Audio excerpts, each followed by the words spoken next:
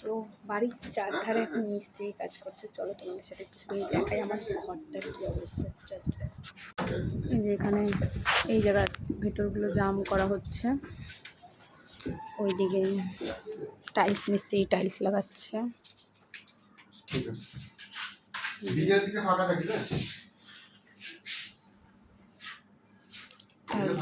মিস্ত্রি টাইলস লাগাচ্ছে, আলমারি ফালমারি সব সামনের দিকে আগিয়ে নেওয়া হয়েছে। আর বাইরে চলো উপরে চাপান গাঁথা হচ্ছে।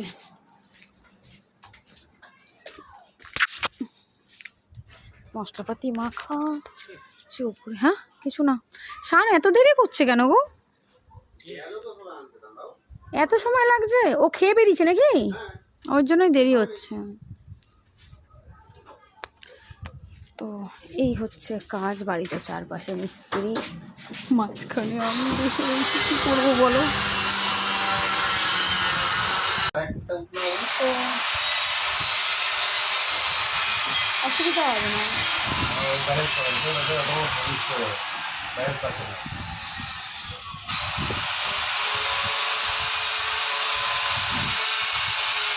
হাতটা না পেলে করবে কী করে না?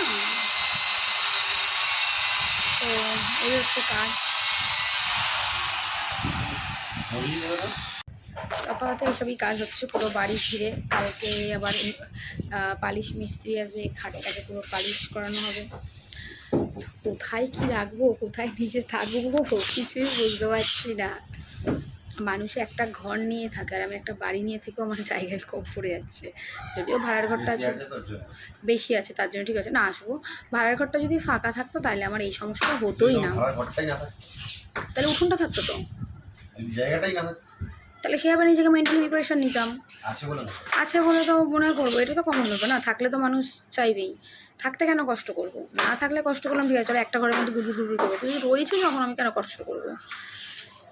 ফাঁকা ঘর, ভাড়া ঘরটা যদি ফাঁকা থাকতো তাহলে এতটাও সমস্যা হতো না। এই জিনিসপত্র মাঝখানে টেনে নিয়ে কাজ করাটা কি ডিফিকাল্ট ব্যাপার না। টাইলস মিস্ত্রি আছে, কাজ হয়ে যাবে। এনাদের বুঝতে পারছি না আজকে হবে কিনা। আর পালিশ মিস্ত্রি কালকে আসবে, এই খাটটা পুরো পালিশ করা হবে। তোমাদের সাথে যেটুকু পারছি এইভাবেই আপডেট দিচ্ছি। বুঝতে পারছো বাড়িতে কোনো কাজ বাজ হলে পরে সেভাবে সম্ভব হয়ে ওঠে না নিজেকে প্রেজেন্ট করাটা। তাও চেষ্টা করছি যেটুকু পারছি তোমাদের সাথে শেয়ার করার। চলো পরে আবার আসছি।